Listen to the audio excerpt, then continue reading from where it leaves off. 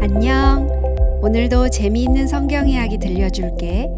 7권 4편 넷째 이야기. 고향으로 돌아오신 예수님.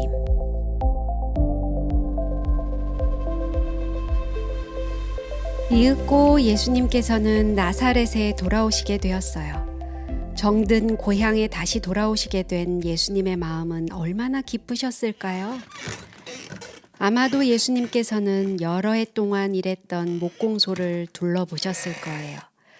주님께서는 연장통을 여시고 다시 무엇인가 만들어 보고 싶다는 생각을 하셨는지도 몰라요. 그러나 지금은 그럴 시간이 없었어요. 그분께서 마을에 도착하자마자 사람들이 주위에 모여들기 시작했어요.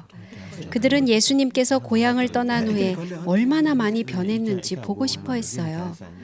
그분께서 그들 가운데서 자라나셨기 때문에 그들은 그분께서 말씀을 전하시며 병자들을 고치신다는 이야기를 들었지만 정말 믿기가 어려웠어요.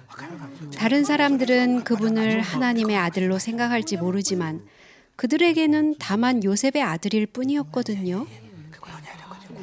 예수님께서 안식일에 회당에서 말씀하실지도 모른다는 소문이 돌자 사람들은 모두 그분의 말씀을 듣기 위해 모여왔어요.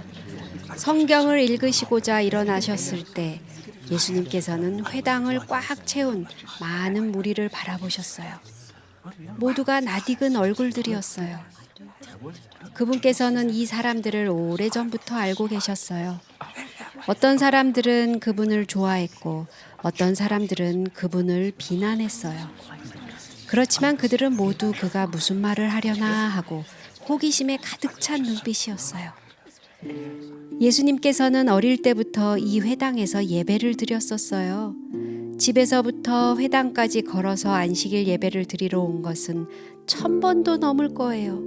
처음에는 요셉과 마리아와 같이 왔었고 그 다음에는 마리아와 같이 어떤 때는 혼자 오기도 하셨을 거예요.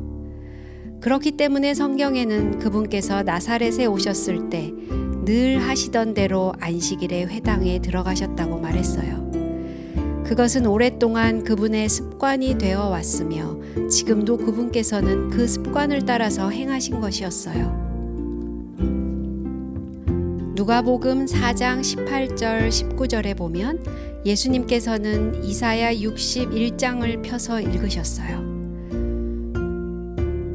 주의 성령이 내게 임하셨으니 이는 가난한 자에게 복음을 전하게 하시려고 내게 기름을 부으시고 나를 보내사 포로된 자에게 자유를, 눈먼 자에게 다시 보게 함을 전파하며 눌린 자를 자유케 하고 주의 은혜의 해를 전파하게 하려 하심이라. 예수님께서 부드럽고도 힘있게 그 말씀을 읽으시자 사람들은 모두 마음에 감동을 받았어요. 그분께서 책을 덮으셨을 때 모든 사람의 눈이 예수님께 쏠렸어요.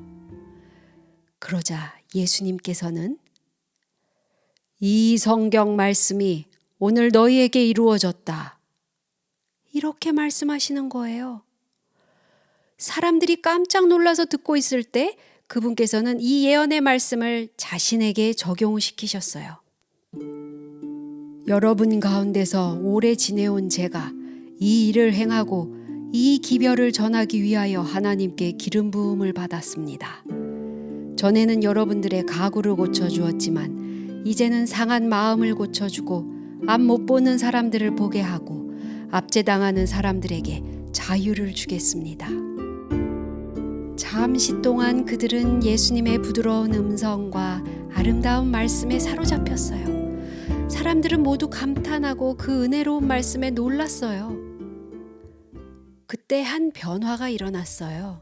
사람들은 예수님이 가버나움이나 다른 곳에서처럼 기적을 행하리라고 믿었어요. 하나님께서 포로된 자에게 자유를 주고 눈먼 자를 다시 보게 하기 위하여 그를 보내셨다고 말씀하셨을 때 그들은 당장 그 자리에서 그가 이적을 행하실 줄 알았어요. 그러나 그분께서는 그렇게 하시지 않았어요. 그러자 이제 그들은 트집을 잡기 시작했어요. 이 사람이 요셉의 아들이 아닌가? 하고 어떤 사람이 수군거리며 말했어요. 저 사람은 아무것도 아니야. 저 사람이 무슨 기적을 행한다고 그래. 예수님께서는 그들의 생각을 아시고 이렇게 말씀하셨어요.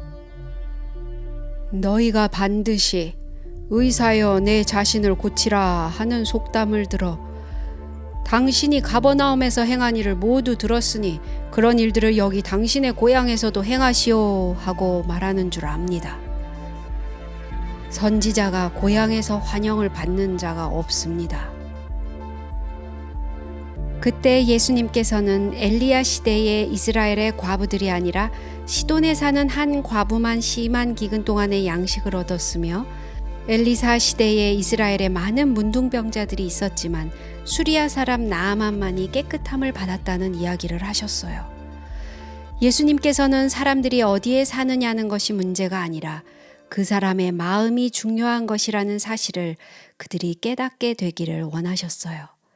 하나님의 기적은 어느 나라 어느 곳에 사는 사람이든지 그분을 믿고 그분의 말씀대로 행하는 사람들을 위하여 나타나요.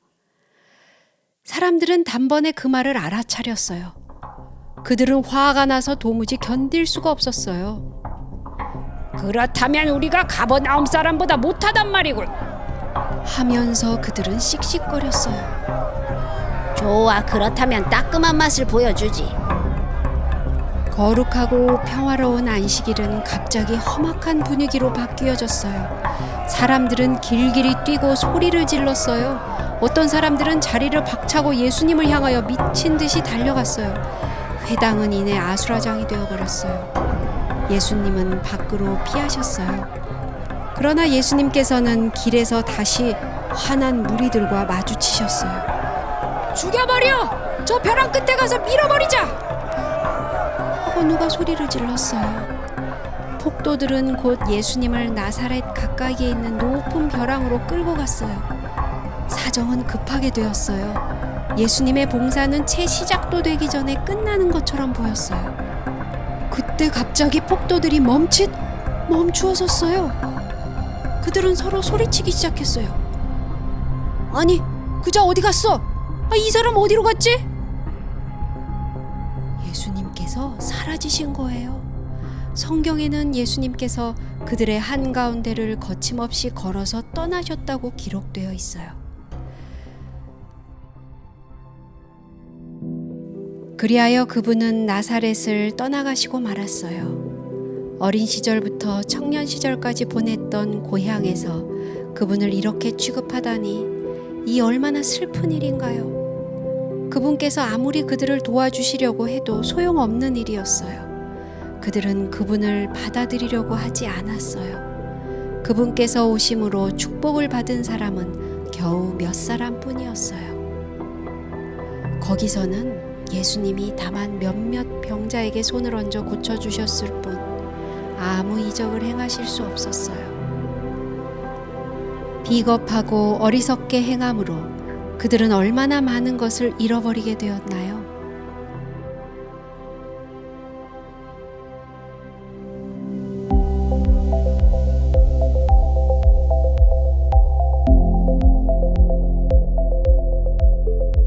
오늘 이야기는 여기까지야.